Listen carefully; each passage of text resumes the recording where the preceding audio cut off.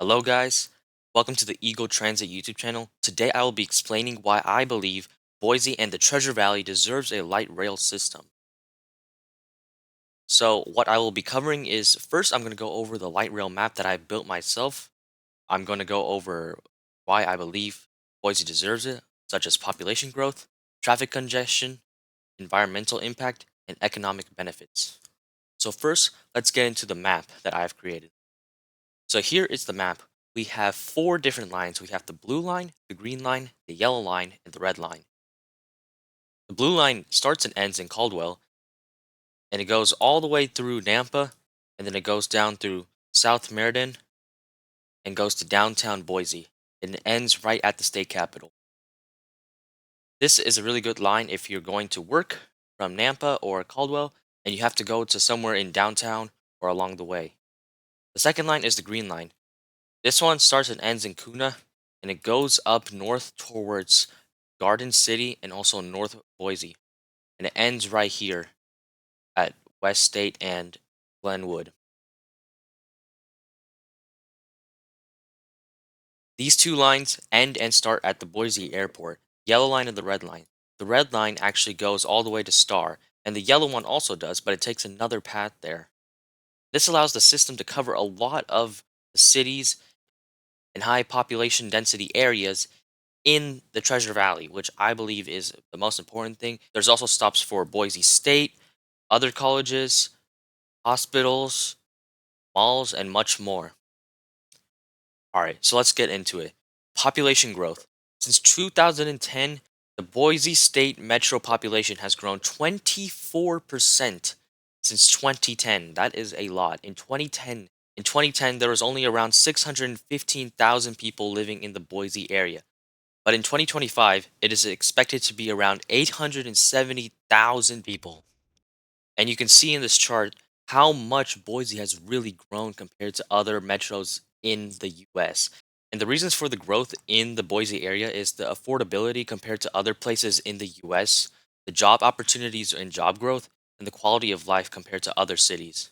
And another reason why the Boise area probably needs a light rail system, there's a lot of traffic congestion. And because of population growth, that means more cars and more traffic, which means people will be waiting in their cars much longer to get to point A to point B or to work or somewhere else.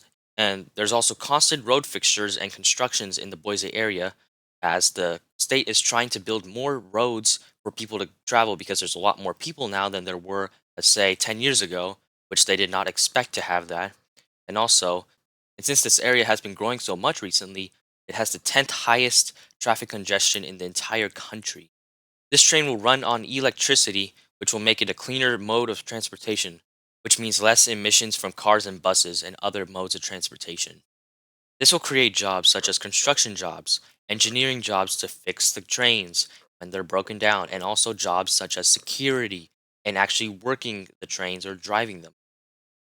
This will also increase economic growth to local businesses that are around the light rail and its stations. It can also increase tourism as it's connected to the airport. People can travel to somewhere, let's just say, as Boise State and go to a game, or they can go to a museum in Nampa. This is perfect.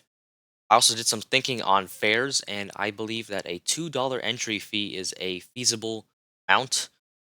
And every station you go, the price increases 15 cents. But if you are traveling to or from Kuna and Nampa or Caldwell, that becomes 20 cents because it's a lot further and there's a lot less stations. And also the payment. The payment I think is best is a transit card, and these would be purchasable at every station and also reloadable at every station with like machines.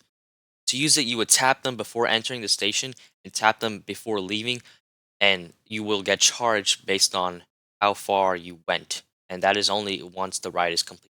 And these are what I believe like fare gates could look like. Um, I didn't want to have like the fares inside the train because not everyone's going to pay, and there's not going to be enough people to like check if someone's actually paying.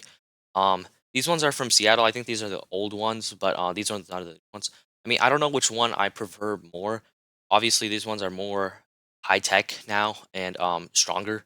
But I mean, this could also work on the left in Boise. Um, but it really depends. This one is probably a much the one on the left is a lot cheaper.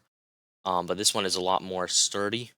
And finally, light rail trains. So I was looking at a couple models, and I believe for Boise itself, I think the Alstom Citadis or the Simmons S200 would be the best fit for Boise in the Treasure Valley. The Simmons is actually being used currently in St. Louis, and they have a pretty good system over there with a lot of regular riders. Thank you guys for listening. Hope you guys enjoy this little presentation I put together, and hopefully we can get a light rail in Boise. Thank you.